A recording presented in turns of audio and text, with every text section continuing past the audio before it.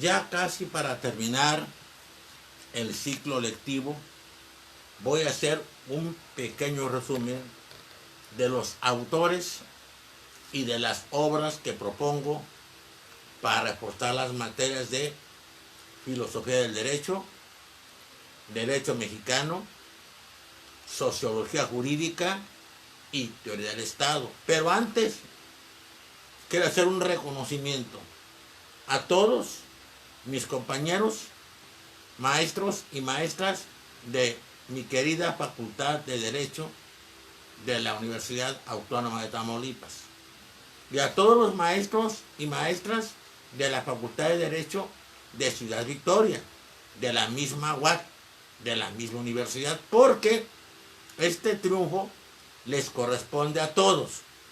Se trata de que en el sexto concurso nacional de mecanismos alternos de solución de controversias, organizado por el programa de nuevos abogados por el sistema de justicia A. Barroli, Jennifer Nathalie Guillén Santamaría, repito, Jennifer Nathalie Guillén Santamaría, de nuestra Facultad de Derecho de Tampico, y Ángel Rodolfo Ramírez Arango, repito, Ángel Rodolfo Ramírez Arango, de la Facultad de Derecho y Ciencias Sociales de Ciudad Victoria, obtuvieron, asesorados, por la maestra Andrea Abigail Perales Rojas, obtuvieron el primer lugar en este sexto concurso nacional de mecanismos alternos de solución de controversias, organizado por el programa de nuevos abogados. Entonces, de veras, qué gusto me da, qué orgullo tengo yo de estar en una facultad donde mis compañeros y mis compañeras se entregan igual que nuestros queridos alumnos, muy pronto futuros abogados. Voy a pasar ahora a recordar muy brevemente los autores y las obras que he manejado en este curso, que espero precisar más en vacaciones.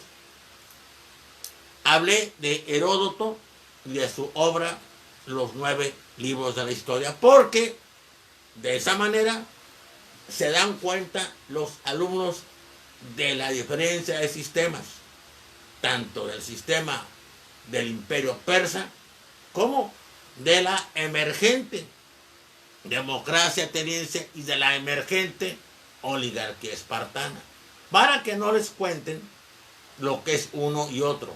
No es cierto que tenga tantas ventajas en esta época la democracia griega, y no es cierto que tenga tantas carencias la oligarquía espartana y que tenga tantos problemas el sistema de gobierno persa.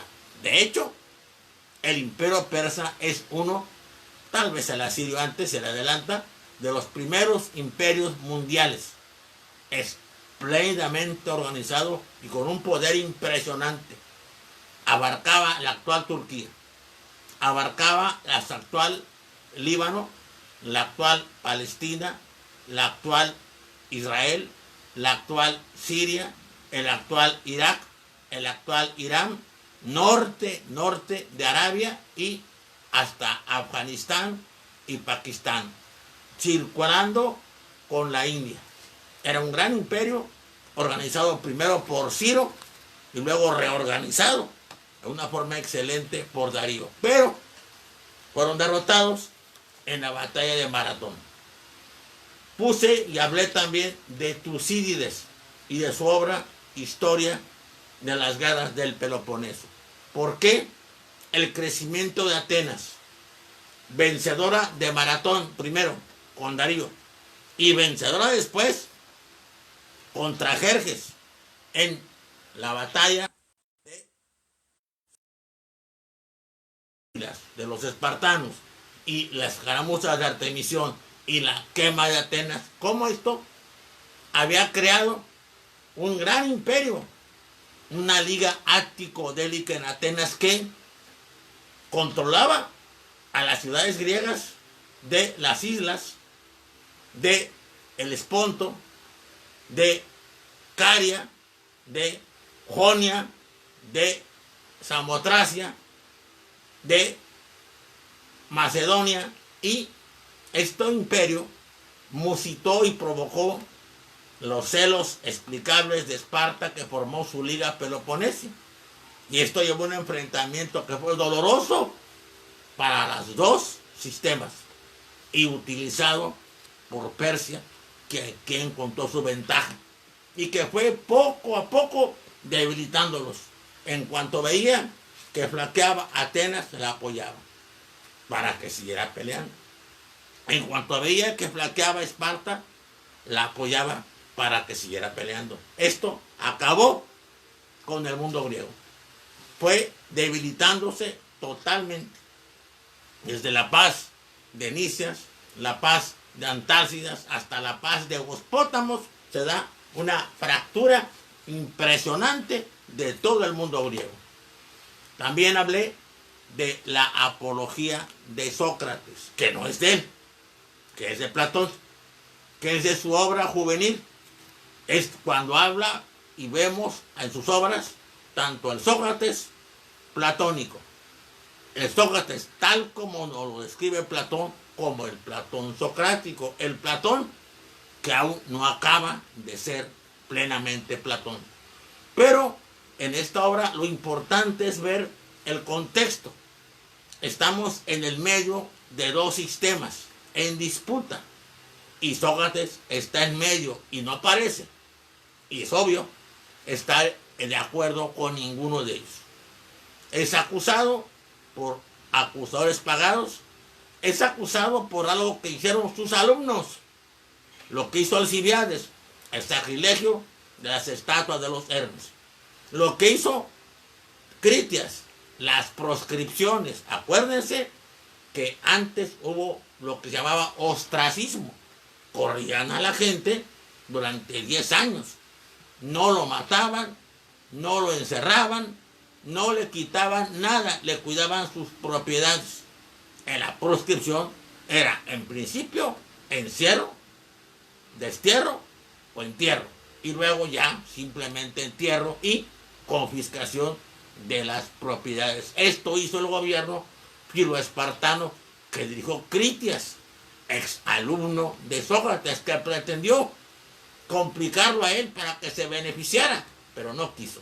Estos detalles son muy importantes para nuestros alumnos, para que vean la naturaleza del juicio, la naturaleza de la primera condena, la supuesta defensa de Sócrates. Ya dije que la apología es un título muy raro. Apología quiere decir discurso de defensa, y eso no parece ni discurso ni defensa. Quiero también, y hablé mucho de Isócrates, un orador muy raro, un orador silente. Nunca habló, hizo discursos excepcionales y fundó una escuela que fue mucho más famosa, mucho más efectiva, mucho más positiva que la Academia de Platón. Y Sócrates sí escribió mucho, no confundirlo con Sócrates. Este hombre, sin embargo, nunca habló. Tenía un pequeño mal imagen de él. Decía que tenía mala imagen, decía que no tenía voz, decía que tenía agorafobia, temor a las masas, y decía que no tenía memoria, que no recordaba nada. Pero estos discursos de excepción, porque este hombre buscaba, siguiendo a Gorgias, la unidad de las polis griegas. Es el gran creador de lo que se llamó después pan-helenismo. Todas las polis griegas juntas, unidas, para hacer una sólida nación. Nada más. El panegírico de Atenas, hablamos del panatenaico, hablamos del plataico, hablamos de Helena, su unificadora supuestamente mítica, y hablamos de Filipo, el unificador real. Es el primero que no lo toma a Filipo como un bárbaro, salvaje, casi antigriego, porque además tiene razón, no lo es. Hablamos también de Aristóteles, Platón, y hablamos de su concepción de la realidad política. No le gustó el juicio y la muerte de su maestro Sócrates. Participó porque Dios lo mandó, lo envió, lo motivó para que fuera asesor del tirano Dionisio I de Siracusa. Pero Platón desesperó a Dionisio. Los intelectuales casi siempre desesperamos a nuestros patrones. Cuando somos sinceros, cuando somos melifluos y agachones, pues están contentos con nosotros. Le decimos exactamente lo que ellos quieren. Pero cuando se es honesto, y Platón era honesto, acabó siendo enviado fuera y en el camino fue secuestrado y esclavizado. Y ya lo sacó un tipo llamado Aniceris, curioso, fíjense. Pagó el rescate, lo dejó libre, y cuando Platón, que tenía mucho dinero, más que Aniceris, quiso pagarle, y obviamente le iba a pagar de más por la gratitud, Aniceris se negó rotundamente a recibir la respuesta a lo que había él invertido. Le dijo, eso no fue gasto, fue una inversión a la filosofía. Para mí tú la representas como nadie. Además, fíjese esto, tengo la sospecha de que por esa acción voy a pasar a la historia. Pues no, se equivocó. Efectivamente, pasó a la historia. Vamos a hablar, y hablamos de Aristóteles, y hablamos, lo dejé un poquito para los posteriores razonamientos de Chaim Perelman. Porque Aristóteles tiene una obra que se llama órgano, o es instrumento, es método de conocimiento. Aristóteles funda la política, pero antes funda la lógica, y habla de perihermeneias, habla de primeros analíticos, habla de analíticos posteriores, habla de tópicos, habla de categorías, habla de falacias, y habla de todo esto. Y esto ahora sirve como fundamento para la discusión de nuestros jóvenes. Tal vez algo de esto sirvió para el joven y la jovencita de Victoria, la jovencita de Tampico, perdón, y el joven de Victoria, nuestros alumnos que ganaron ese primer lugar. También recomiendo mucho a Aristóteles, pero en la política, las formas de gobierno, las puras y degeneradas, para que se vea el tránsito de ellas, porque fíjense bien, qué agudeza de hombre. En el marco de la historia real, pocas cosas podemos criticarle al Estagirita. Estagirita, porque realmente los de Atenas no lo veían como griego, lo veían como norteño, bárbaro. Era Estagirita calcídico, era casi, hablaba mal el ático y nunca lo habló bien, aunque fue uno de los primeros que tuvo biblioteca particular. Y cuando fue llamado por Filipo para enseñar a Alejandro, Filipo no le puso nada más a su hijo, le puso más de 20 muchachos jóvenes, hijos de otros de los gobernantes, de los jefes militares de Macedonia, para que enseñara a todos. Este fue el equipo del helenismo que acompaña a Alejandro a sus conquistas. Pero va a tener discrepancias con su maestro, con Aristóteles. Aristóteles nos habla de formas de gobierno puras, la monarquía, la aristocracia y la democracia, y degeneradas, la tiranía, la oligarquía, y le llama oclocracia, le llama holocracia, le llama anarquía, pero más frecuentemente le llama demagogia. Vamos a ver por qué Aristóteles dice, que esa forma de gobierno es la más vulnerable de todas. Es un poco lo que quiso decirnos Tucídides en la historia de las guerras del Peloponeso. Señalar los peligros de la democracia y señalar que ésta podía pervertirse. Hablamos de Polibio, un griego convertido en romano y enamorado de Roma, que rompe con las historias particulares para encargarse de una historia universal. La historia universal es precisamente Roma. Roma reencarna como pocas la historia universal, porque dice Polibio que ha formado las tres formas de gobierno en un gran y sano equilibrio. La forma personal son los cónsules, y como son dos, ninguno abusa porque se contraponen, se complementan o se oponen uno a otro, se vetan uno a otro.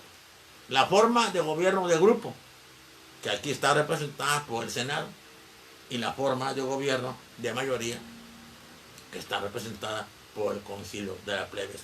Antes se me pasaba un autor que es importante.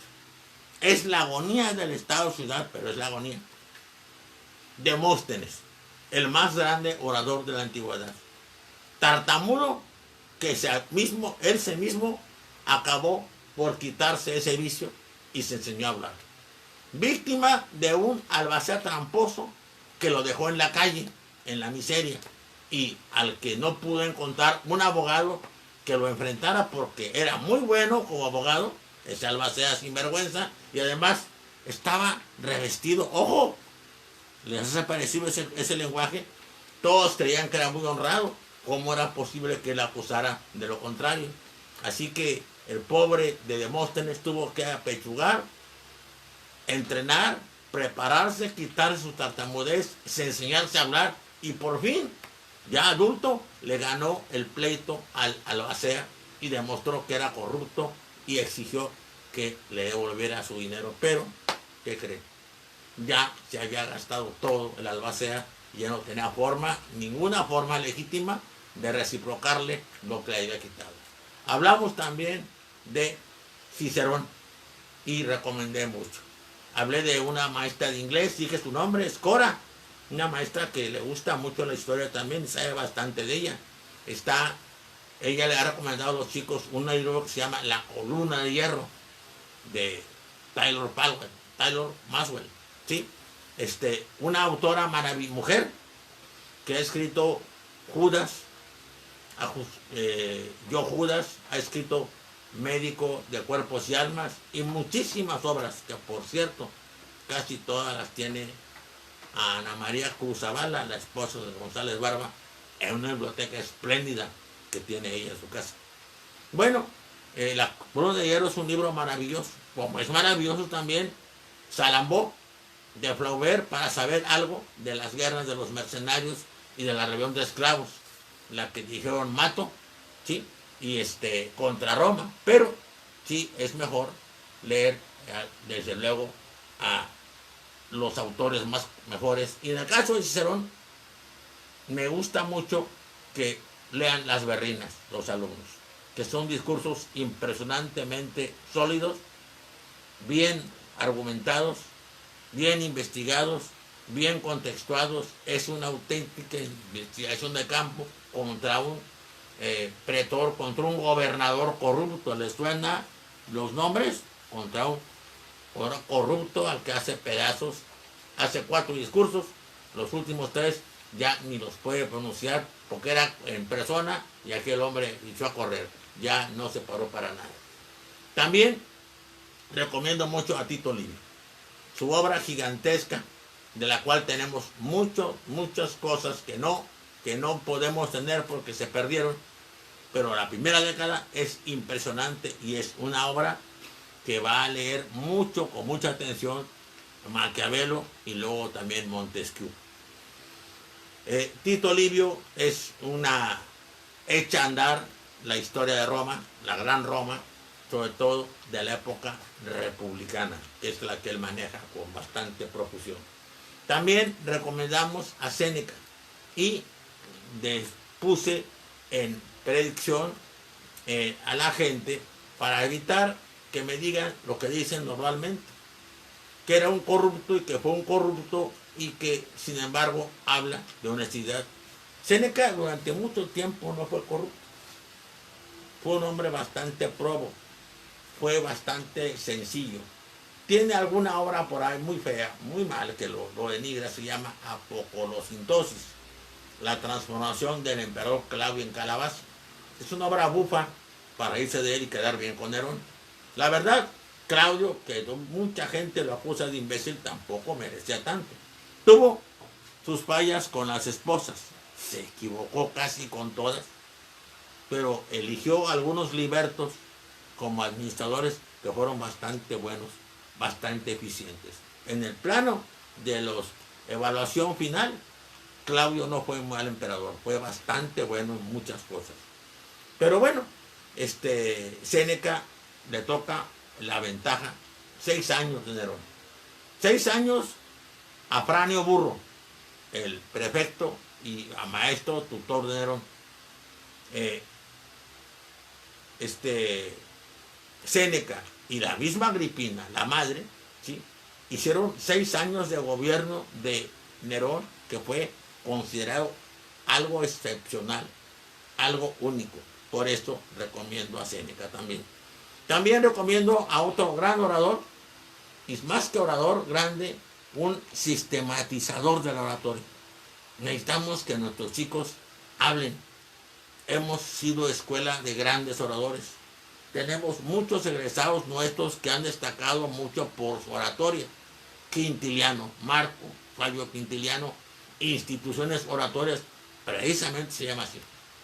Sistematiza muchas de las obras teóricas de Cicerón, la historia de la oratoria, el perfil del orador, las partes del discurso, y lo hace con bastante producción. Sí, queremos y comentamos a Tácito, Cornelio Tácito. Ya dije también que la Germania echa a andar el mito de Arminio y el mito de los germanos como únicos, perfectos, totipotenciales y siempre vencedores de los romanos. Pero Tácito tiene 2 obras, una Análisis y otra Historia, que nos dan otra visión de Roma, ya de la Roma imperial. Suetonio, claro que sí deben leerlo, ya lo tengan cuidado, porque Suetonio se la pasa hablando de temas sobre todo escabrosos. Es uno de los primeros autores de contenidos, vamos a decir, morbosos, de historias de alcobas y cosas que buscan denigrar a la gente sobre la que se pone. Sí es cierto, Roma pasa por una época terrible, tiene algunos emperadores muy, muy graves, Calígula, Nerón, y de luego los breves de Galba, Otón, Vitelio, hasta que llega Vespasiano. Pero sí, se puede leer, pero con mucho cuidado. Y recomiendo mucho a Flavio Josefo. Flavio Josefo es un autor, un historiador, un hombre que era de los que encabezaba la guerra, o él lo dice así, la resistencia contra Roma, en tiempo aún de Vespasiano. Vespasiano, en cuanto ve que puede ser emperador, se retira de la lucha y deja encargado a su hijo Tito, que se llama igual que él, ¿sí? Tito Vespasiano, nomás será conocido como Tito. Y con ellos va a ser precisamente una especie de conjunción. Josefo, que dice que se portó como héroe en la defensa de los intereses judíos, otros dicen que no fue nada heroico, acabó llevado a la presencia de Vespasiano y Tito, les anunció que iban a ser emperadores, por cierto lo fueron, se ganó su amistad y de ahí se pasó tratando de desanimar a sus paisanos de que siguieran peleando. Sintió que Yahvé, Jehová, estaba del lado de Roma y que cualquier resistencia era inútil. Él dice que él quiso intentar por todos medios que la masacre no siguiera, pero que esta siguió, y eso es la desgracia que pasó en esa obra. Él se llama Historias de las guerras de los judíos, y al final hay una serie de aclaraciones como que siente que puede ser acusado de sometido y hacia Roma, y busca quitarse esta idea. ¿Por qué esto? ¿Para qué esto? Para que vean nuestros alumnos cómo chocan las culturas, cómo chocan las tradiciones y cómo empiezan aquí Roma tiene toda la fuerza todavía como la tuvo antes en Polibio. Después habrá otro autor, San Agustín, pero todavía no adelantemos, que va a haber una Roma caída, una Roma empinada, una Roma en franca decadencia y una Roma que de esa decadencia ya no se va a levantar. Vamos a dejar aquí tantito y vamos a volver al ratito para señalar cuántos autores más se han visto en este curso, del cual prometo seguirlo dando, sobre todo si me autorizan en la dirección, y hacerlo más preciso, y sobre todo no ir, si me voy yo así a 1000 por hora, hablar de cada autor cuando menos 30, 40 minutos, con claridad, con lentitud, con mapas, con reflexiones otras, para que esto sea captado por el alma y por el corazón y por el cerebro de nuestros chicos.